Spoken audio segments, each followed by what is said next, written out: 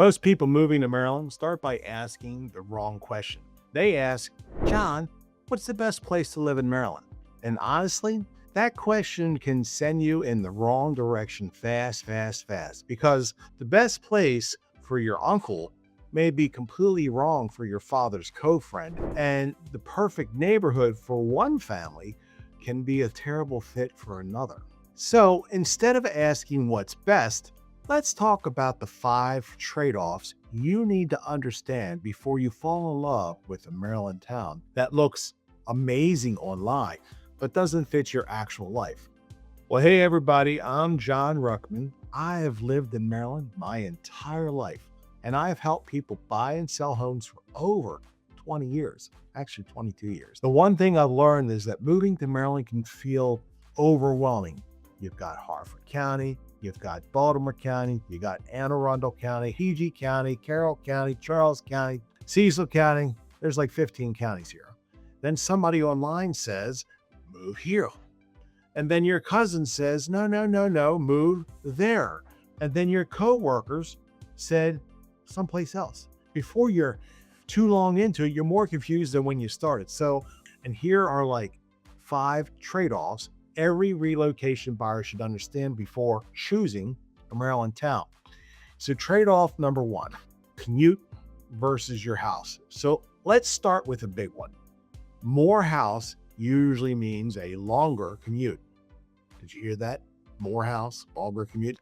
I see this all the time. A family finds a beautiful home that's $50,000 cheaper than the houses closer to work. They get excited. Bigger yard, more space. They get the extra bedroom, maybe even a finished basement. And then reality shows up. Monday morning, you're in your car, and now you're spending an extra hour in traffic every single day. And trust me,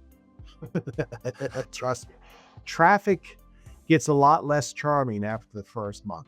It really does. So ask yourself, would you rather have more house or more free time? There's no wrong answer. Take your time. But there is most definitely a right answer for you. Trade-off number 2, the lower taxes versus more services. So this one kind of catches a lot of people by surprise. Different countries, different counties have different tax structures, different services, different priorities. Some areas offer more convenience and amenities, and others offer that lower cost. Your uncle may tell you taxes are everything. Your neighbor may care more about convenience. You just leave the neighborhood and you go to a gas station. The key is understanding what matters most to you and your family, because the cheapest place isn't always the best value. And on the other hand, the most expensive place isn't always the best fit. So we come to trade-off number 3, small town charm versus convenience. I get it. Everybody loves the idea of a charming small town, the white picket fence, until they realize the nearest Costco or Walmart is 30 minutes away. Maryland has some amazing small town communities, places where people know their neighbors, local businesses thrive, and life moves a little slower. But the convenience offer comes with the population density. So more shopping, more restaurants, more services, more traffic. This is one of those lifestyle decisions that only you can make. So trade-off number 4, you want the waterfront dreams versus your budget reality. So let's talk about the dream. A lot of people moving to Maryland picture themselves near the Chesapeake Bay, maybe in Annapolis, maybe Havre de Grace, maybe somewhere along the water. And honestly, I get it. It's absolutely beautiful. But waterfront living often comes with a higher price, higher insurance costs, additional maintenance considerations, and sometimes a few surprises. I don't know, like finding out that your dream dock costs more than your first car. Waterfront living can absolutely be worth it. Just make sure that you're looking at the full picture.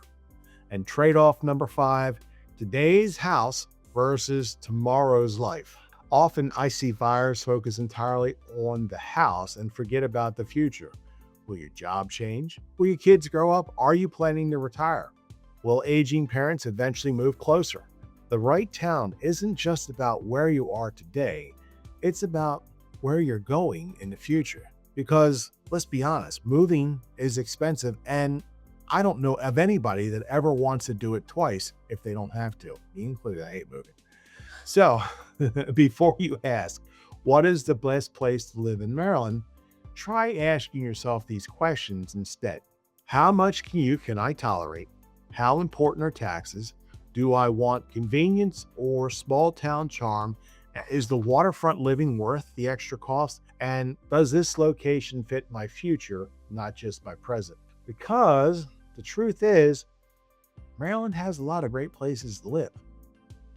The challenge isn't just finding a good town. The challenge is finding the right town for you. I'm John Ruckman. And, if you're thinking about moving to Maryland, buying a home, selling a home, or even just leaving Maryland for your next chapter, I'll be happy to help.